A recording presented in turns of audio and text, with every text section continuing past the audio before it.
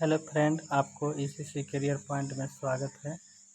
आज आपका इतिहास का प्रमुख स्रोत जो पुरातात्विक स्रोत है उसके विषय में हम लोग पढ़ेंगे और इसमें आपको मुख्य रूप से अभिलेख, सिक्का, भवन, अवशेष, स्मारक इत्यादि चीज़ आता है। तो सबसे पहले हम शुरू करते हैं अभिलेख।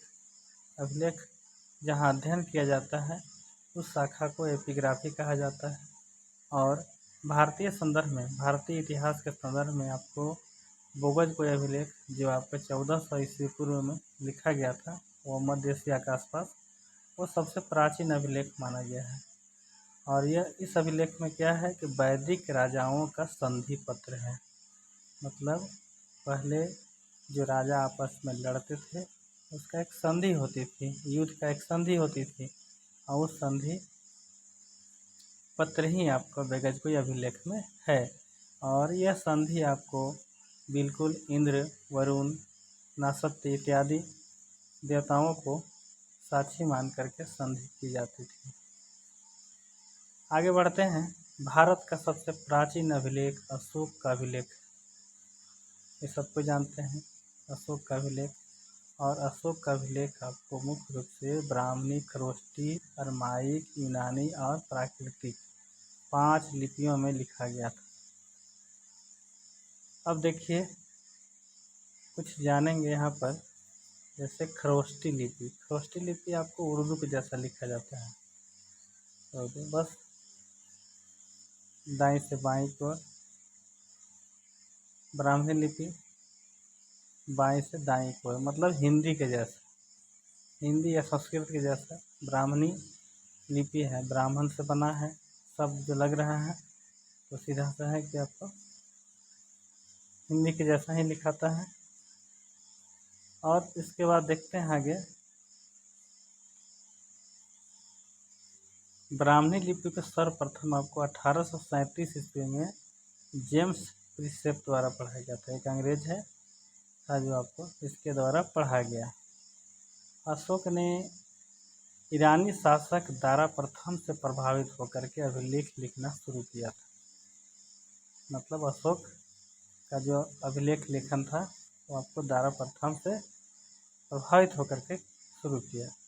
दारा प्रथम का प्रमुख अभिलेख आपको कौन है?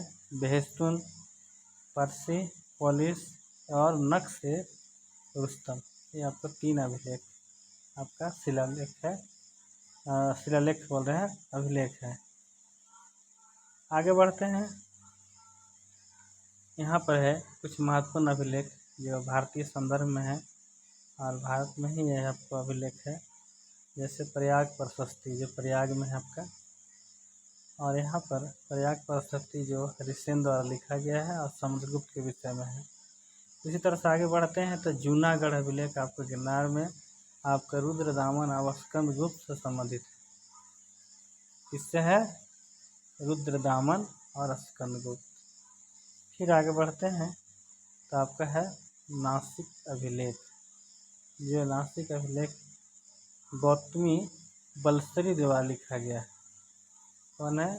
गौतमी बलसरी और गौतमी पुत्र सतकर्णी के विषय में वर्णन किया गया है।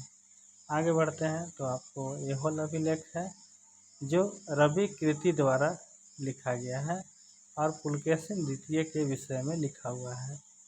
आगे बढ़ते हैं हाथी गुफा अभिलेख जो कलिंग राजा से संबंधित है। उसके बाद ग्वालियर अभिलेख, ग्वालियर अभिलेख आपका प्रतिहार शासक भोज जो काफ़ी प्रसिद्ध शासक था, आपको इससे संबंधित है, इसी के विषय में लिखा हुआ है। आगे चलते हैं मंदसौर अभिलेख। मंदसौर अभिलेख आपको मालवा शासक यशोवर्मन एवं कुमारगुप्त के विषय में वर्णन किया गया है। तो चलिए यहाँ पर फिर आगे है देवपाड़ा अभिलेख। तो देवपाड़ा अभिलेख में क्या है? बंगाल शासक विजय सेन से संबंधित है। अंतिम में है आपका गरुड़ स्तंभ अभिलेख जो आपको एमपी मध्य प्रदेश के बेसनगर में है। यहाँ पर आपको यूनानी राजदूत हेलियोडोरस द्वारा निर्मित है। इस अभिलेख का जो निर्माता है या जो लिखा गया है वो आपको यूनानी राजदूत द्वारा लिखा गया, जिसका नाम है हेलियोडोरस।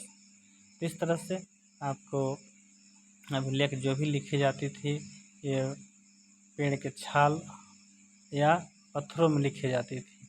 चलिए आज का क्लास इतना ही, फिर अगले क्लास में हम मिलेंगे। Good night.